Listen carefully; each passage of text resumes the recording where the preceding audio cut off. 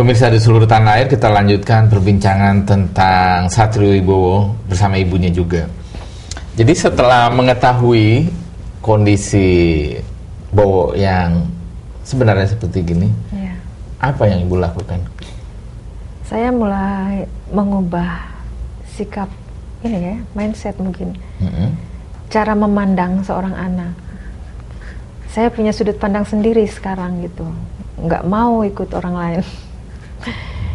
Nggak mau, ya, mulai memahami dia sekarang. Sekolah nggak dipindahkan?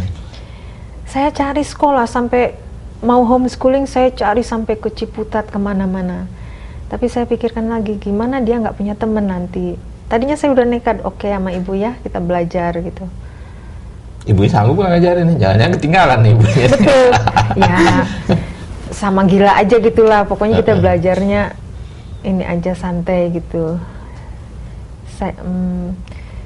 Ya itu tadi, saya cari sekolah untuk anak-anak berbakat tuh nggak ada ya. Semua dengan kurikulum yang sama, yang membebani ya. Jadi anak itu kalau yang potensinya tinggi itu jadi terpendam ya. Kalau kebanyakan tugas-tugas sekolah yang lain gitu. Dan membosankan bagi dia ya? Buat membosankan. Nah, Bowo sendiri ngeliat pelajaran itu terlalu enteng, terlalu susah, apa menurut Bowo?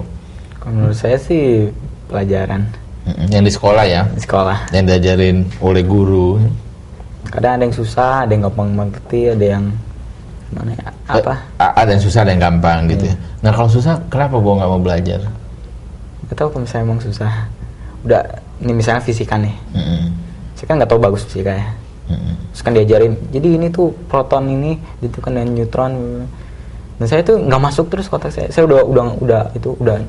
Saya kan di kelas biasanya selalu ini apa itu ke guru. Mendengarkan. Malah saya yang selalu fokus, teman-teman pada ngobrol-ngobrol. Tapi ngobrol-ngobrol itu malah nilainya bagus. Kalau saya malah jelek. Ngobrol aja kalau gitu.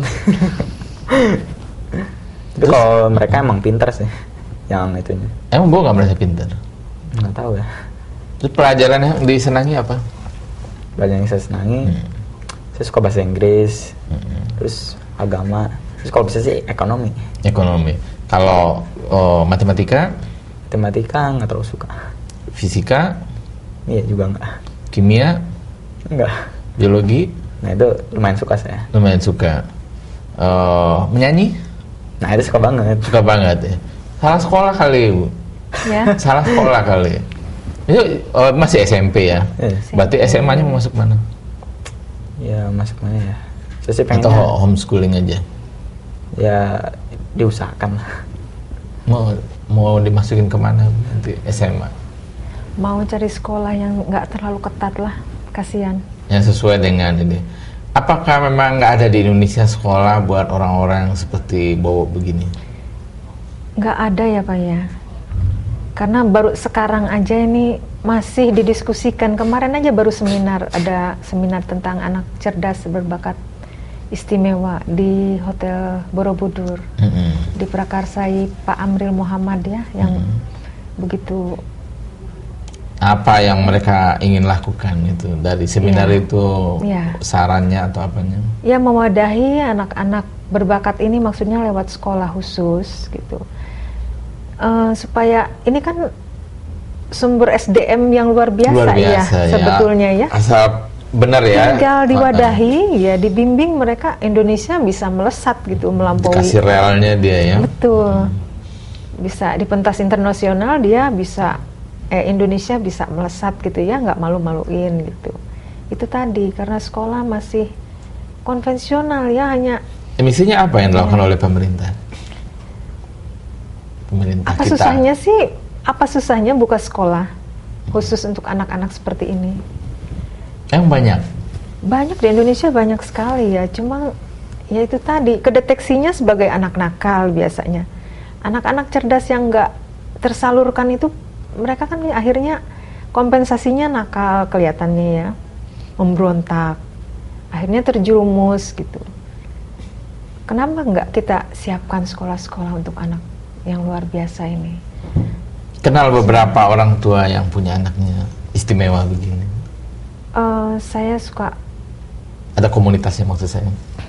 Sebetulnya ada ya, tapi saya kurang aktif ya di internet, kayaknya kurang aktif kalau saya akses gitu. Cuma saya suka surfing aja, di dunia ini sebetulnya banyak sekali anak-anak begini gitu.